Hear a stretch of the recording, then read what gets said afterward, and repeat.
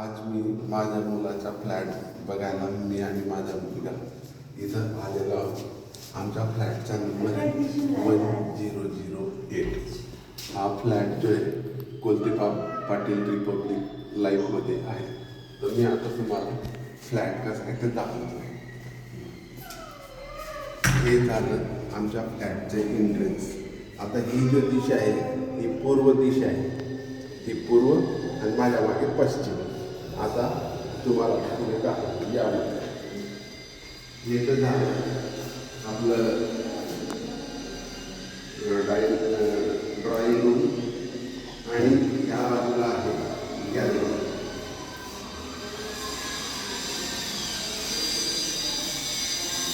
आपण ह्या गॅलरीमधून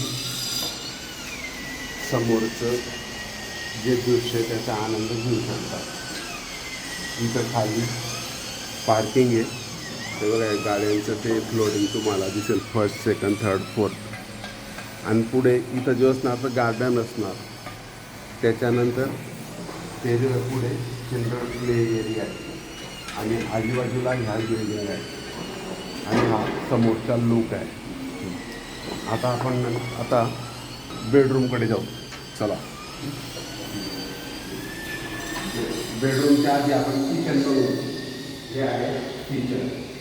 या किचनची ही आहे इकडे ड्राईव्ह बाल्कनी एवढी तुम्ही पाहू शकता. त्याच्यानंतर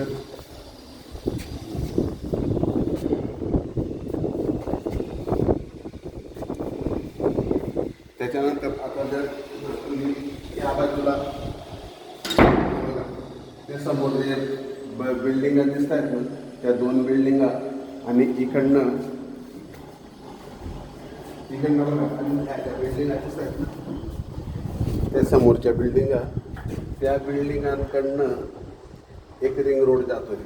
म्हणजे हे एक एक्स्ट्रा आपल्याला ॲक्सेस आहे. आणि अजून तर बरे खाली शेती आहे. जोरात हवा आहे डोळ्यांमध्ये सारखं वाटते. एवढं छान दृश्य आहे.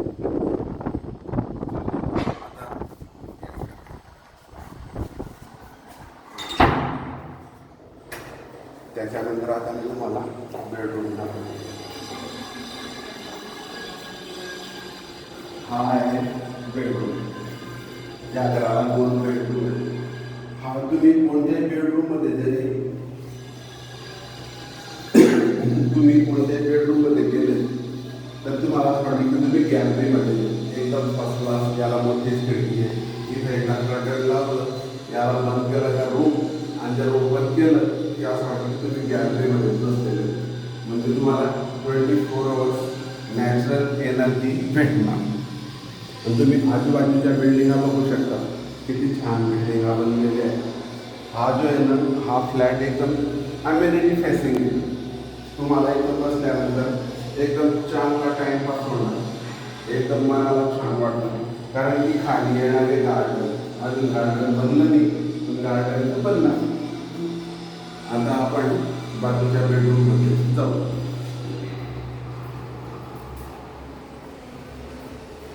हे आहे बाजूच्या बेडरूमचं एंट्रन्स गेट. आता तुम्ही या बेडरूममध्ये जरी आले तरी तुम्हाला इथं तेच फिलिंग भेटणार.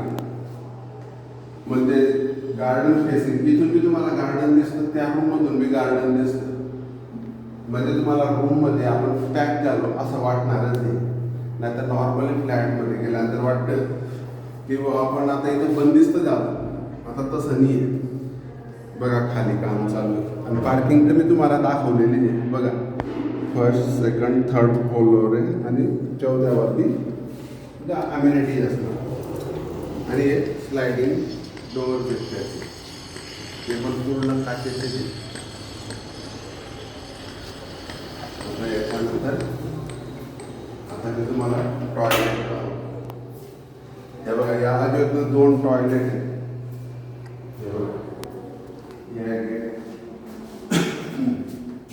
आणि हे आपलं इंडियन टॉयलेट.